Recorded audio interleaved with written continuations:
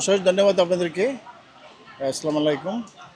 আজকে যে আমরা উদ্যোগ নিয়েছি এটা প্রায় 140 জনের মতো লোককে আমরা আহ্বান করেছি। এখানে মানবিক সাহায্য কিছু করা হয়েছে। 40 জনকে সেলাই মেশিন দেওয়া হয়েছে। 100 জনকে প্রায় কত টোটাল কত 4,000 টাকার মতো একটা প্যাকেট দেওয়া হয়েছে, যেটা চাল ডাল আছে, সব কিছু আছে। তা এটা আমাদের কার্যক্রম এই প্রথম দেওয়া হলো এবং আগামীতেও ইনশাল্লাহ আমরা এই ধরনের প্রোগ্রাম করব।